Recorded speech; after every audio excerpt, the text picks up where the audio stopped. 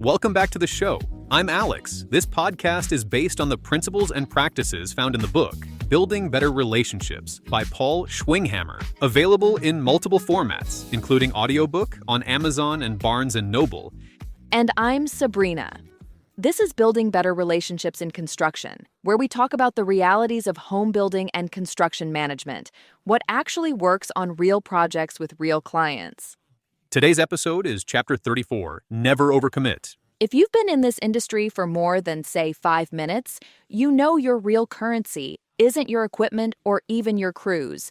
It's trust. Clients hire you based on trust, they stay calm during problems because of trust, and they refer you to their friends when that trust holds up all the way to the end. And one of the fastest ways to burn through that trust? Overcommitting? Making promises you can't realistically keep, especially around timelines and move-in dates. Today we're going to unpack why overpromising feels good in the moment but hurts you later. How to set realistic expectations without sounding negative. What to say when clients push hard for a specific date. And how never overcommit actually becomes a competitive advantage. The seduction of overpromising. Let's set the scene. You're running a custom home project. Things are actually going well for once. You're a bit ahead of schedule, inspections have gone smoothly, and the client is excited. The homeowners walk the site, they see drywall up, paint going on, cabinets arriving, and they ask that classic question. So, do you think we can move in early? In that moment, it is so tempting to say, yeah, I think you'll be in here in 2 weeks. Because it feels like a win. You make them happy, you look like the hero, you're reinforcing that story in their head that everything is going perfectly. But here's the problem. Between almost done and ready to move in, there's still a ton that can go sideways. Final punch list items, subs who get pulled to another site, little details that fail inspection. Schedule changes from the city or the lender. Final funds and paperwork taking longer than anyone expected. None of those things are unusual. They're normal parts of construction. But combined, they can easily turn that optimistic 2 weeks into 3 or 4. And from the client's perspective, that doesn't just feel like a delay, it feels like you broke a promise. The work might still be on a decent schedule, the quality might still be high, but that one overconfident date now becomes the lens they see everything through. And that's the core danger of overcommitting. The problem isn't just what happens in the field, it's the expectation you set in the client's mind. The relationship bank account. I like to think of it as a relationship bank account. Every time you say you'll do something and then you do it, you make a deposit. You return a call when you said you would. You show up for a site meeting on time. You hit a milestone when you said you would. Those are small deposits of trust. Over the length of a project, they add up. But when you overpromise and miss, we'll be done by Friday, and you're not. The inspector will be here today. And they never show. You'll move in on the 15th, and it slides to the 25th. Those are withdrawals, and they're always bigger than the deposits. You might make 10 good deposits and then blow most of that goodwill with one big broken promise about the move-in date. And if that pattern repeats, you end up with clients who question everything you say, constant second-guessing and anxiety from the homeowner, negative word of mouth, nice house, but they never hit a date. That kind of reputation is very expensive. You pay for it in complaints, discounts, strained relationships, and lost referrals. The power of realistic expectations. So what's the alternative? Do you just refuse to give any kind of timeline? No, you still give expectations, but realistic ones, tied to conditions instead of wishful dates. For example, instead of saying, you'll be able to move in 2 weeks, you say something like, once we've completed the final punch list, received all approvals, and the bank releases the final funds, you'll be able to move in.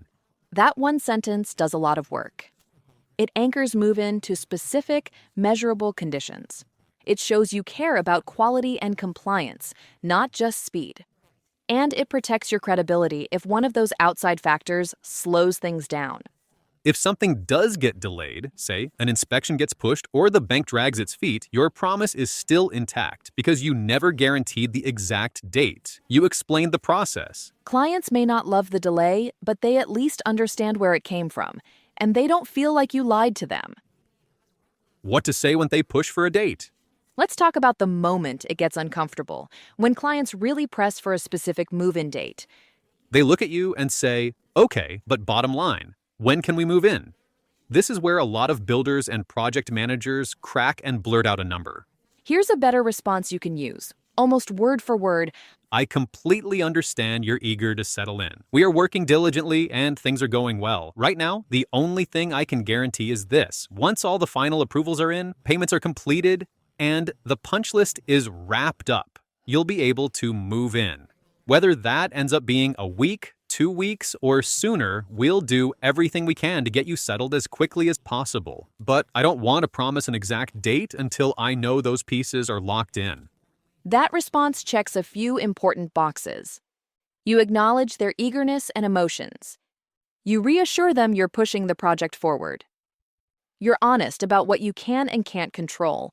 You're not hiding. You're not being vague just to protect yourself. You're being clear about the process and the uncertainties. Over time, that kind of honesty builds huge respect. Clients think, when Alex or Sabrina tells me something, I can count on it.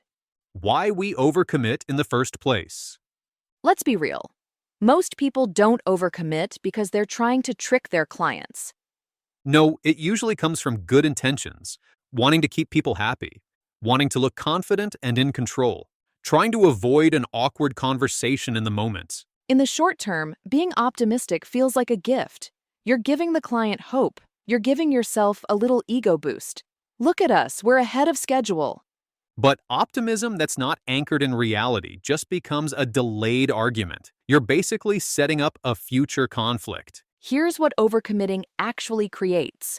Clients who feel misled when things slip. More tension and more difficult conversations later. A constant sense that you're on your back foot, explaining missed promises. On the other hand, when you set realistic expectations, clients may be slightly less excited on that one day you talk about timelines. But they're far more satisfied at the end because you did what you said you'd do. And that's what they remember when they're talking to their friends or posting a review. They were honest. They communicated clearly. No surprises. Turning promises into deposits, not risks. One practical shift you can make is this. Before you say yes to any date, ask yourself, can I hit this with high confidence even if normal stuff goes wrong? If the answer isn't a strong yes, reframe the promise. For example, give a range instead of a hard day. We're targeting the week of the 15th. I'll confirm once inspections are locked in. Tie the milestone to events. Once the bank releases funds and the final inspection passes, we're clear to close. Name the variables. Weather, inspection scheduling, and lender timing are the big unknowns. Once those are confirmed, I can give you a firmer date. Every time you do that, you're turning a risky promise into a controlled expectation. You're protecting the trust you've built instead of gambling with it. And notice something else. This also sends a message to your team and your subs. When you only make promises you intend to keep, they learn that deadlines matter. You're building a culture where we said Friday, so it's Friday becomes the norm, not we'll see. The long-term payoff of never overcommitting. Let's zoom out and talk about what this looks like over a few years. Not just one project. In the short term, overpromising can feel like a win. You hype the client up, the mood feels good, you look like a rock star. But long term, the builders who win are the ones whose word lines up with reality. Here's what never overcommit gives you over time. More referrals and repeat clients. Less stress because you're not chasing impossible promises. Stronger negotiations because your dates and numbers carry weight. A reputation that sells for you. And here's the interesting part. Realistic promises don't mean you never finish early. Sometimes you will. And when that happens, delivering earlier than the client expected is a huge positive surprise. You've built their expectations conservatively and then exceeded them, rather than the other way around. Putting it into practice.